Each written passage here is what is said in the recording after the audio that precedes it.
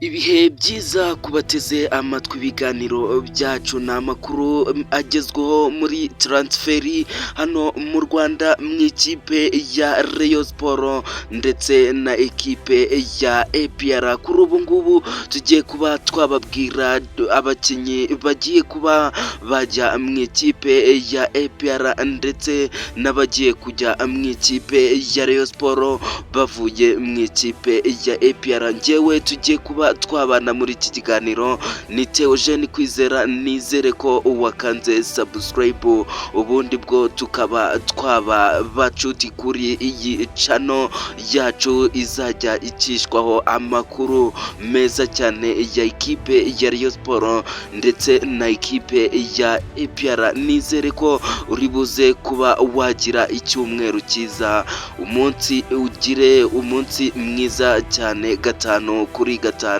Reka tube twatangirana n'aba bakinnyi bagiye kuba bajya mu ikipe ya Rayon Sport. Umukinnyi wa mbere utunguye benshi, ikipe ya APR yamushatse kenshi cyane, bamwita Faringanye.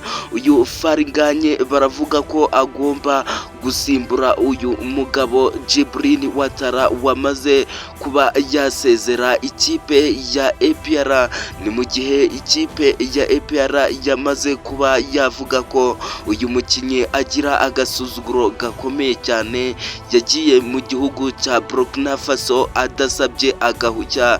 Ikipe ya APR ivuga ko uyu mukinnyi agomba kuba yasezererwa agashaka indi kipe.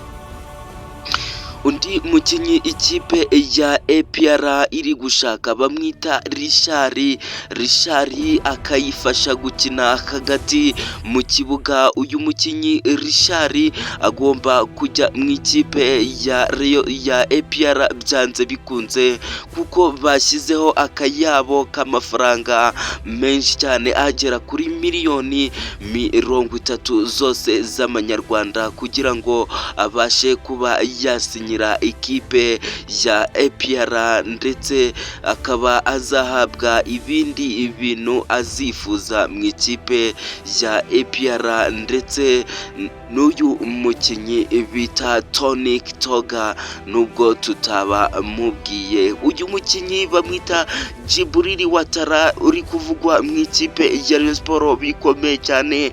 Ikipe ya Rayon Sport nyuma yuko ikipe ya APR iri kumusezerera, ikipe ya Rayon Sport yamaze kuba yaterekaho amafaranga agera kuri miliyoni 25 ngo irebe ko yatsindira uyu mukinnyi Djibril Ouattara. Ugire umunsi mwiza, kanda subscribe kugira ngo uzajye ubona ibindi biganiro nk'ibi, transferi nk'izi ziri kugenda zivugwa mu ikipe ya Rayon Sport ndetse na APR.